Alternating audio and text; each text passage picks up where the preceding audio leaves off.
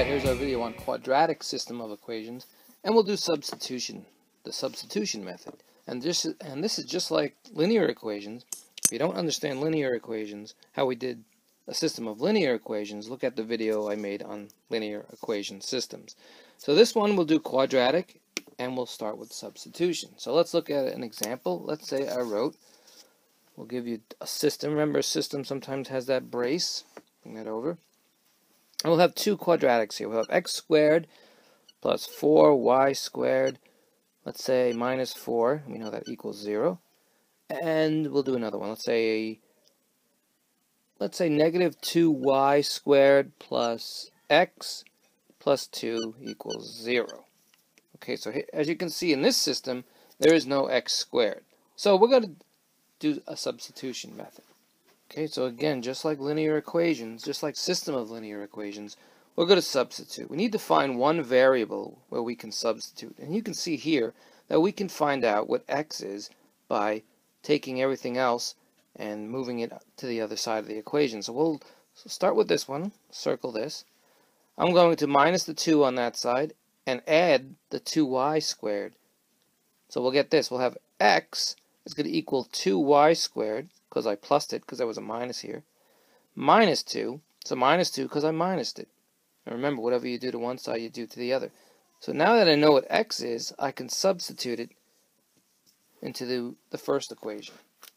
So again, very important to understand that. Just like a system of linear equations, we're trying to find a variable, and now we know what it equals. But now that we know what x is, let's go to the equation. Let's bring the original one up here. The first equation we had was this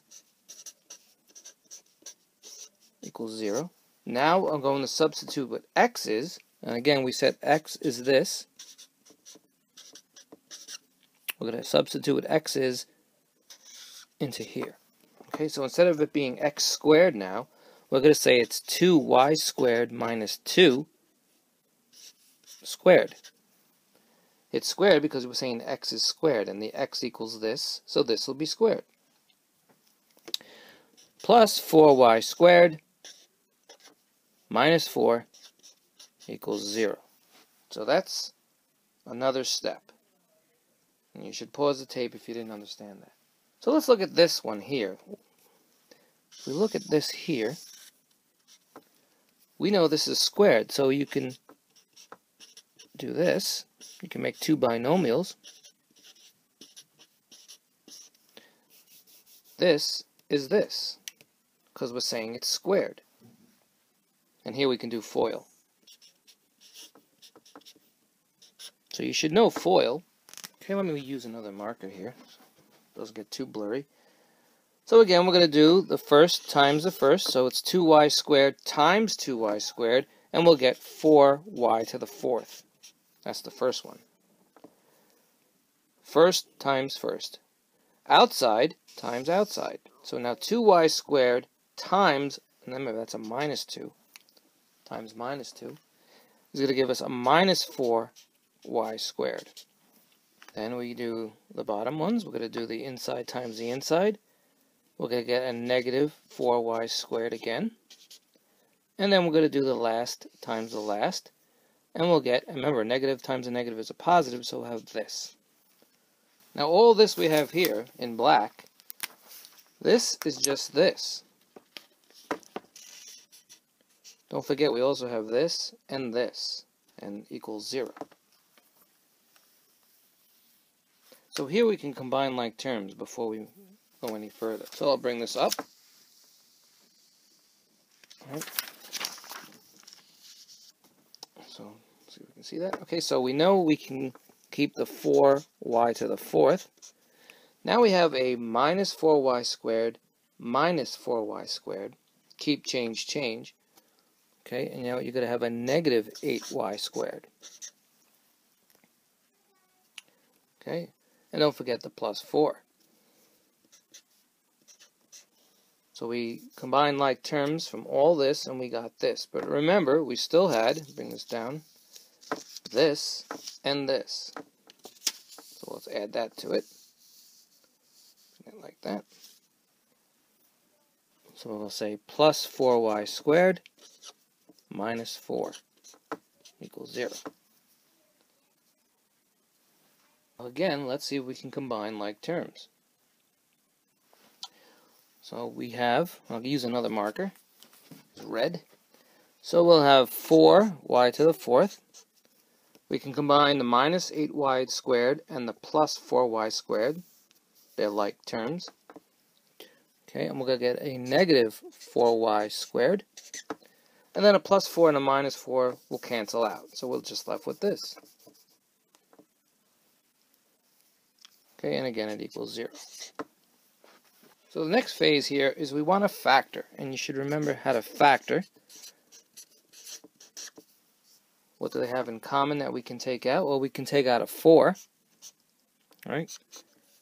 We can take out a y. In fact, we can take out y squared. Okay, and now let's see what we can get to get 4y to the 4th. We'll need a y squared.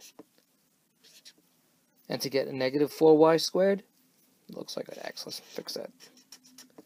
We'll need a minus 1. So we just factored it.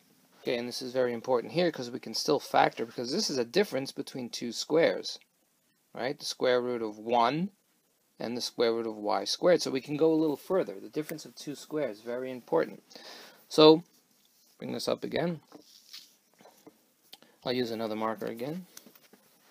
So we'll keep the 4y squared here. And now we can have y plus 1 and y minus 1. Difference of two squares. Now let's do the zero product property. We need to know how we can get 0 with all these three. So with this one, we know that y has to equal 0 for this, because 4 times 0 is 0. How can we get 0 here?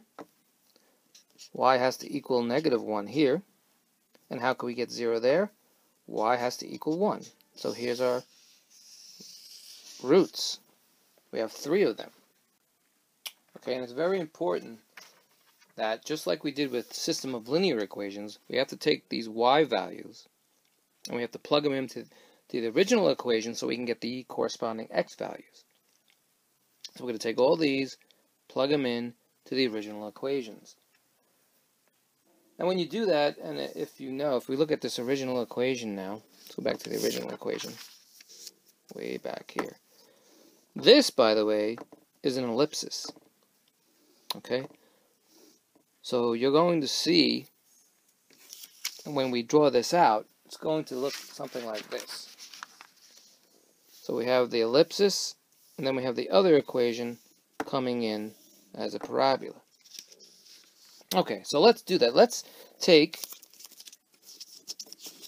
our y's, plug them in to the original equations, and then we'll get our x's. So let's write the original equation over again.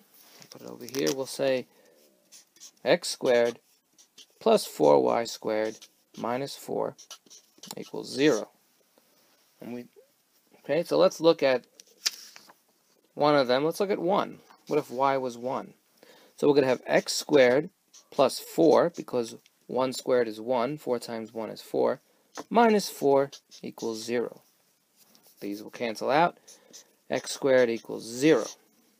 And if x squared equals 0, we know that x equals 0. So there's our first point. And if we did it with negative 1, it would be the same, because negative 1 squared is 1, so we'll get the same answer. So we're going to have, for these y's, with y1 and y negative 1, we're going to have these points. We're going to have 0, negative 1, and we're going to have 0, 1. Remember, we have another y.